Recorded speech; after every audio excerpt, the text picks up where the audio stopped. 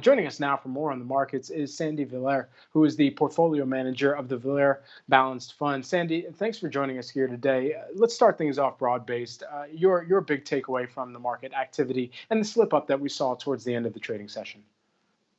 Yeah, I think when we look at it, this is going to be this $2 trillion package is just going to it's just trying to instill confidence in the system. Whether it's mortgages or whatever. We're looking at unemployment claims that are just going to skyrocket. They were up 30%. I guess over last week, and so we're starting to see if this package comes in, then we could see unemployment insurance claims helping out. We could see student loan forgiveness. We could certainly see small business loans and help there to keep people employed.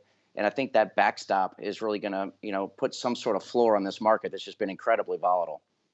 And so, $2 trillion stimulus plan that could be on hold at least for now. How dangerous is this for markets that are trying to and have moved higher off of the possibility of this being a done deal, as we were watching yesterday? I feel like it's extremely important because I think people are looking to get this backstop. You saw the airlines just make incredible moves today. You saw companies like Boeing, a lot of the cruise industry, things of that nature that are really banking on this deal to come through. So I think it's important that it all does to come to fruition. Even with these moves higher, is it fair to even think that we are at the bottom right now? Will we retest some of those lows that we've seen in this broader downtrend that has moved us into a bear market? Yeah, it's amazing. Markets move so quickly. I mean, I look back at the last three maybe recessions: 1990, 2001, 2008. On average, the markets fell about 42%. So we went down about 35%. A nice rally in the last literally couple days. Now we're down about 25% off the high, something along those nature. So I think the lows, I believe, probably are put in. But if you go back to 0809, which is seems still fresh in my mind, but when all the banks took TARP, there were a lot of hooks involved. There were a lot of things, a lot of regulation, a lot of things of that nature that were made it difficult. And so and again in October of '08, you still had maybe 5 more months until it finally bottomed in March of '09. So here we are signing these relief packages now. I feel like we're probably closer to the bottom than we are to the top. But this stuff can take months to work out for sure. What do you make of the rate environment right now, and how are the markets trying to digest that? Yeah, I think it's ultimately going to be very good for the consumer. When I talk to my clients, which is every day, it seems an awful lot. We can't control what the market's going to do. We can't control the revenue side of their portfolios, but you can certainly control the expense side. And if there's a chance to refinance a mortgage or do other things, I think that's a good idea. That may hurt banks. Banks don't do very well in low interest rate environments because of the lack of profitability and the lower net interest margins that they're going to incur. But I think it's very good for the consumer to keep these rates low, and hopefully it can get people, moving along and spending money again and getting our economy back to where it should be. Okay, Sandy, stand by for just a moment here. We do have some breaking news on Micron. Want to toss things over to our own Hope King, standing by with the numbers. Yeah, Micron earnings coming in, and earnings were a beat above the estimates, 45 cents per share versus 37 cents, but down from last year, which was $1.71. On the top line, it was a beat, which was pretty good, 4.8 billion above the nearly 4.7 billion dollars. Micron, an important stock for us to track, given that it's a chip maker to very important companies like Apple for the iPhone. But the stock has seen a decline of more than 20% this year. The overall markets, the S&P measuring down about 24%. So around the same line that the markets have been down. Micron really one of the first also chip makers to actually guide around the coronavirus time period. And again, because they do make these chips that go into things like the iPhone, some computers and laptops and tablets, the supplier side of the equation gives us a sense of the demand and the impact to the sales of the bigger products like the iPhone.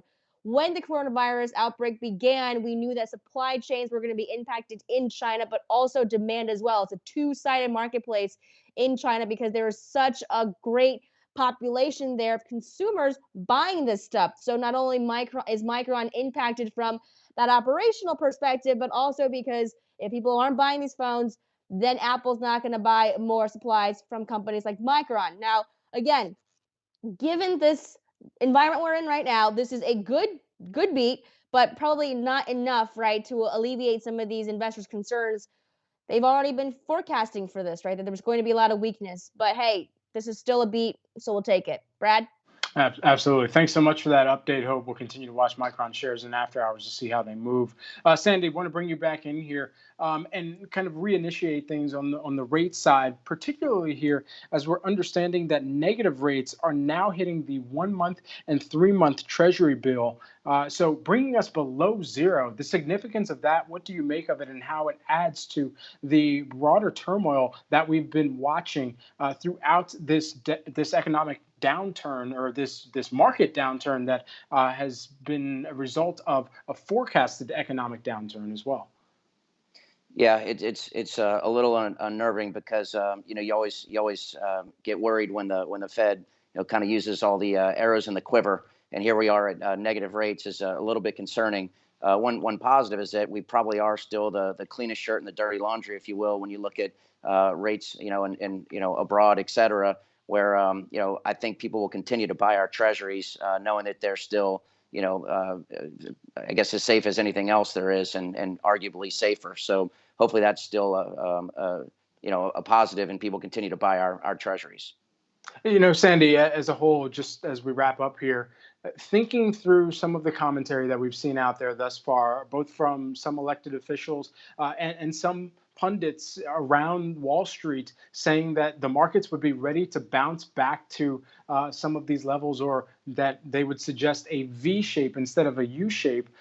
With that, there's this this idea that they would just move back to the upside and everything would continue on business as normal. But I mean, the way I'm looking at things, if you're looking at a much higher unemployment rate, you're looking at consumer confidence and sentiment that is going to be significantly lower than we were when we went into this, and perhaps even lower than some of the 2016 levels that we're trading at in the markets right now. Is there reason to believe that we will see a U shape, a V shape bounce back? How would you define it? What's your outlook going forward? I sort of think about it like December of 2018, where the market went down about 9.2%. It went down lower, and then it went up about 44%. So a clear V-shaped recovery.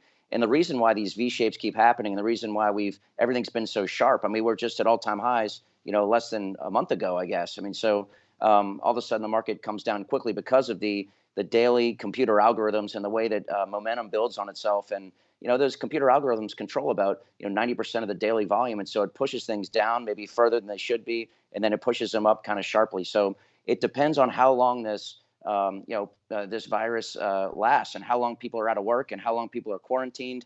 But I do see that this is an opportunity where you could see more of a V-shaped recovery as it plays out. And one thing I want to just let your viewers know is that you got to be very careful about trading this market. You look over the last 20 years, and if the return was about 10%, if you missed just the best 5 trading days, your returns went down to about 6%. And if you missed the best 30 trading days in 20 years, your returns went negative. So I think people I'd like to see people just buy and hold through this, whether it's a V shape or a U shape. Just don't do anything at the bottom in terms of liquidating, and just be very careful about that, and riding through this mess, I guess, we're in.